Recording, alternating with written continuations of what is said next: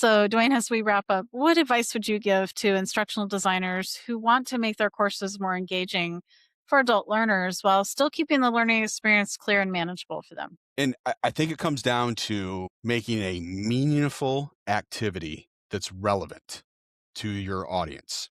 If you can do that, you're going to get that intrinsic motivation to work through and learn that content, and make it clear and concise, right? And don't simply just pile on a bunch of media or more interaction and think that's going to get you better outcomes.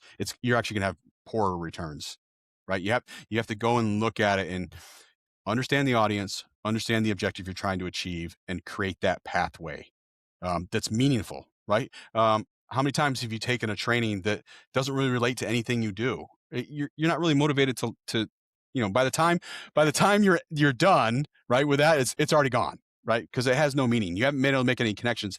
Uh, I I have this like analogy I like to use, and it's pretty general, but as adult learners, we come in with experience, right, and we have previous knowledge.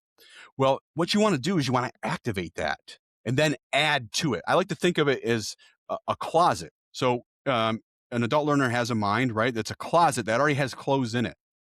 What you want to do is understand what the clothes is there so that you can hang new clothes that match those other clothes, right? So now they have some new understanding or a new outfit, right? To that's the learning you're trying to achieve. So when we think about that, we want to build towards that and not just add a bunch of activity or you know technology or modalities to it. It there needs to be You need to answer, how is this at helping the learner achieve the outcome? And if you can't answer that, you probably don't need it. That's true. Absolutely. Wow. This is great. Well, Dwayne, thank you once again for joining me and for sharing such practical insights on designing multimodal learning experiences for adult learners. I love what you said just now about in this conversation. It reminds us that engagement is not about adding more for the sake of just adding more, right? It's about making thoughtful choices that help learners connect with the content in meaningful ways.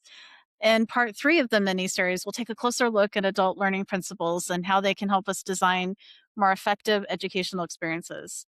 So, once again, Dwayne, for anyone who wants to keep learning from you, what's the best place to follow you or connect? So I'm on LinkedIn. You can always shoot me messages there or just send me an email.